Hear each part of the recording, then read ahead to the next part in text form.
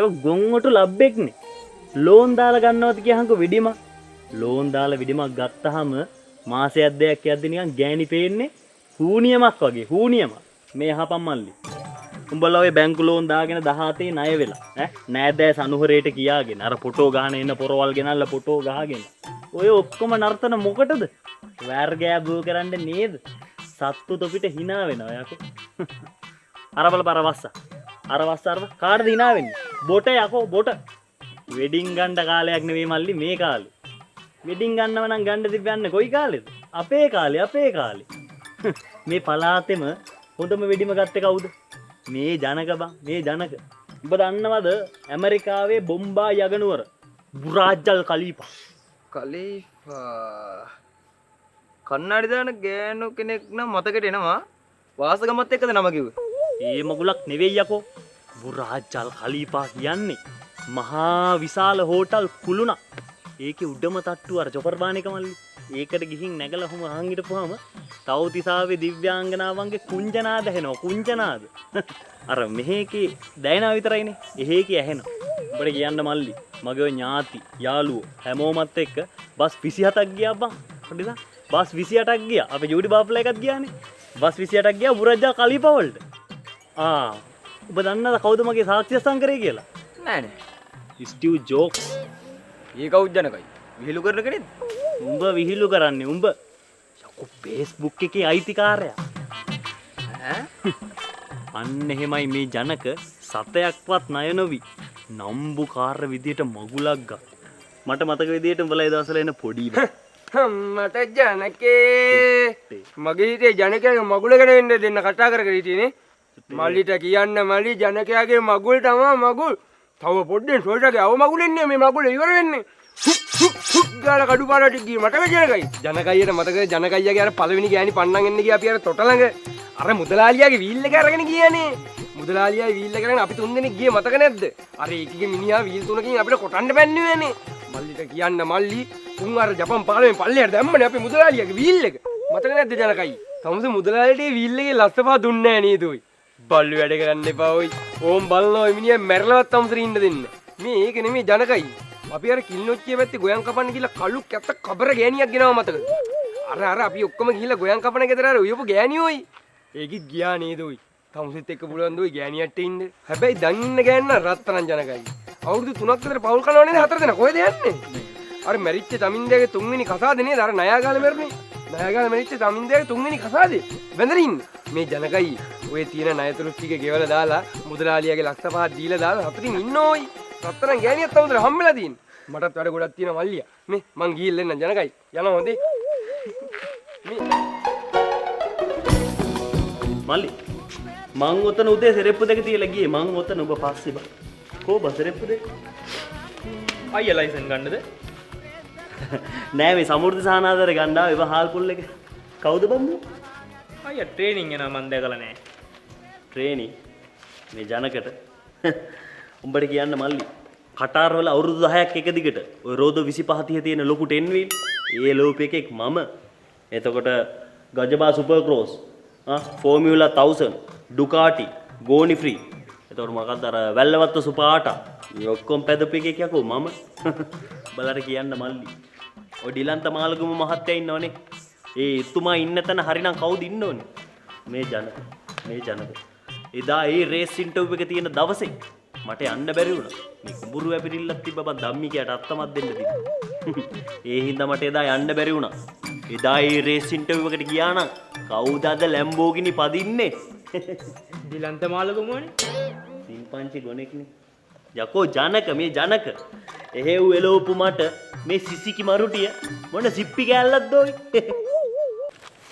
පර්සුවේ පදින්න දරුවෝ. Thank you sir. अंक 13 එකයි දෙකමාරයි අපේ ජනක මං කියලා දීපු ටික මතකයිනේ මං අත උස්සනකොට ස්ට්‍රේනිල් එක උඩින්ම කපලා ගන්න හරි මේ පැත්තට අත පාත දානකොට කෙලින් කරලා බ්‍රේක් කරගන්න හරි ඒක මොකද්ද 2000ට ඊට වැඩිය කරන්න බෑ වැඩේ හරියට කොට දාගන්න හරි හරි අය වෙන මේ බ්‍රේන් සවුඩි පැද්ද අපිට මේ මෙව්ව කජුද වැඩේ හරියට කොට දාගන්න ඕනේ. නාගන්න නම් එපා. මේ යනවා යන්න අය වෙන.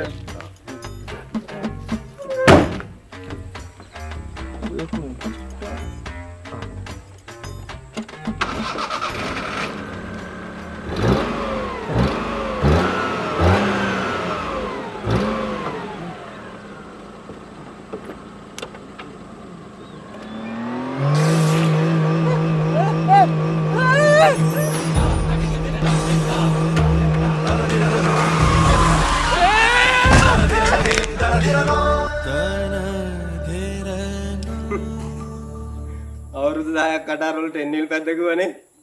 මේ මදිවල තව සුපර් ක්‍රොස් උත් පැද්දලු. ආන් එක්සැමිනර් එකේ දකුණු අතයි දකුණු කකුලයි දෙකම ඇඹරිලා. වම් අතින් කතිර ගාලා තමයි තමුසේගේ ලයිසන් ටෙම්පරරි කැන්සල් කරේ. ආපෝ බං ජනකයා එනවා. ජනකයා නේද? මේ ඕක આવොත් නම් ධාර වාතයක් එනවා. ඕකයි පම්පෝරියාගෙන තමයි ඉන්නේ මෙතෙන් ඉඳලා රෑ වෙනකන් සෙල්ලම් කරන්න වෙන්නේ. අද නම් හුදෝ chance එකක් බලලා හුදෝ ගුලියක් අම්පුරුම ඔකට. අවල්ලේ ක්‍රීඩා කරනවා වගේ. අප්පෝ මොකද්ද බම් මේ දැල? ඈ නිකන් ඉඳගෙන ඩෑන්ස් ගැහුවා කියන්නේ බලහංග මේකේ පාත. මල්ලි ක්‍රීඩාව කියන්නේ එහෙට මෙහෙට පැනලා නිකන් දූවිලා උස්සන් නටන එක නෙවෙයි. ක්‍රීඩාව කියන්නේ මොකද්ද කියලා මම අද ඔබලට කියලා දෙනවා. වරලා ඔක්කොම වරෙන් ඔය බෝලෙත් තරවර.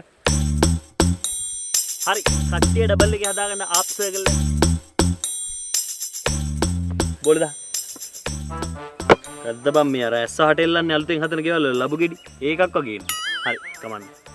මේ සංගම මල්ලි මේ ගමනේ මේකට ක්‍රීඩාවේ හොද ගෝල් එකක් යනවා මොන්සි. නෑ බලන්න දෙන්න තාත්ලා ඉන්නේ. ක්‍රීඩාව කියන්නේ මල්ලි තීරය කරන්නේ. න්‍යායාත්මක දෙනවා අනිවාර්යම ඕන. මල්ලි ක්‍රිකට් මැච් එක බලන්න. මොනවද කියන්නේ අයියේ ක්‍රිකට් කියන්නේ ක්‍රීඩාව වලින් ක්‍රිකට් කියන්නේ ආලෝ මෙතන තියෙන්නේ. හරියට. එහෙනම් කියන්න බලන්න 2014 ක්‍රිකට් ලෝක පුරාණේ නායකයා කවුද? 2014 නේ. උඩක් අන්නේ ඉතින් මතකත් නැහැ. වනි වේද? එනවා කොට එනවා. කියලා තමයි යන්නේ ඔබ. යාළුවා ඔබ. ඔබ කියන්න බලන්න ලංකාවේ ජාතික ක්‍රීඩාව මොකක්ද? ක්‍රිකට්. එනවා කොට එනවා.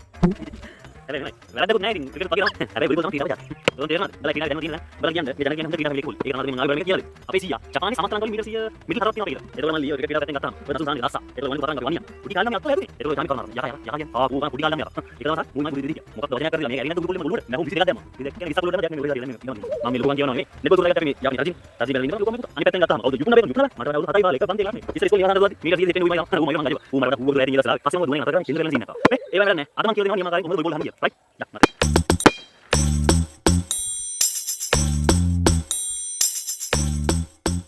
හරි කීයක් ඉන්නවද? 7යි 7යි මේ ජනකට 7ක් ඕනේ නෑ බං. ඵලයන් තව 3 දෙනෙක් එහා පැත්තට. මොනවාද බං බලන් ඉන්නේ ඵලයන් එහා පැත්තට. නියමට පාස් ටික දීපන් හරි.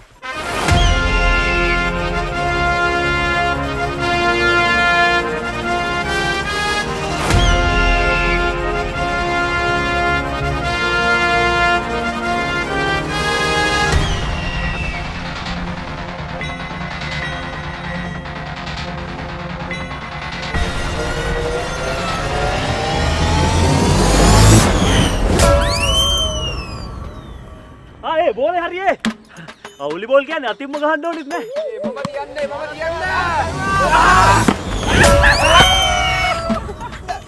අයියෝ පවුවනේ. මට දිරි වැදුනානේ පොද වෙන්න සීමත්තේ මම තියන්නේ මම.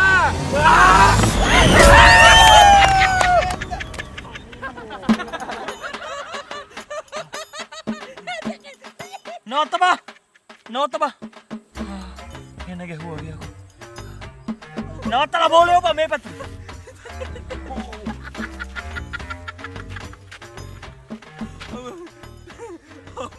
ඒ කවුද බයි සුවපති ඩෑස් ගහන එක?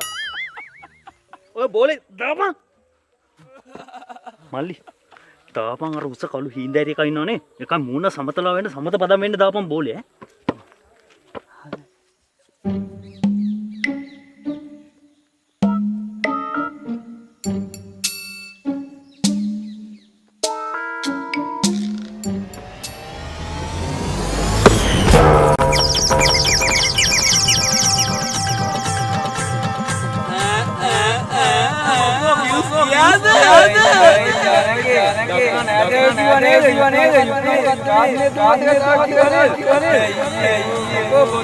Jangan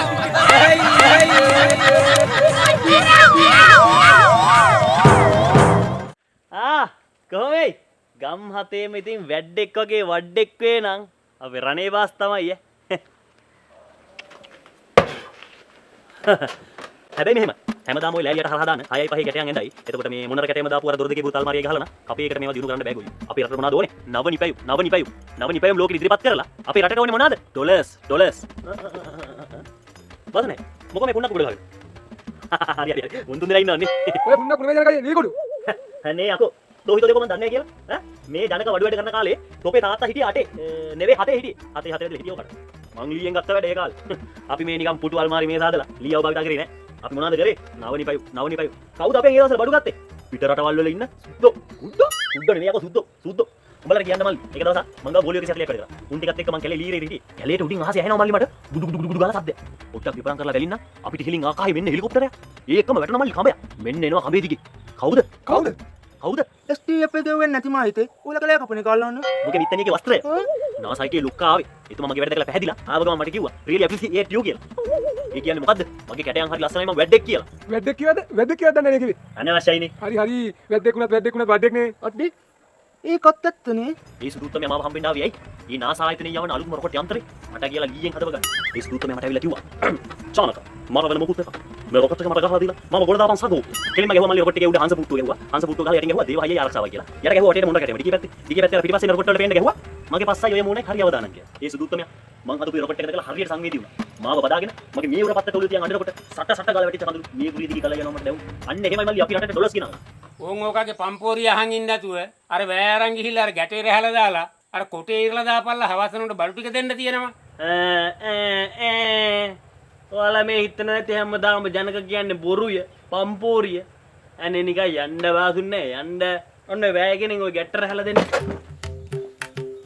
අයියා මේක දෙන්නයි කියලා කිව්වා මේ කොටේ පරිගන්නේ අනේ මේ පැත්තකට ගියන් බලාගනි වැයක් භාවිතා කරලා හරියට ගැට්ට රහ ගන්න ආකාරය.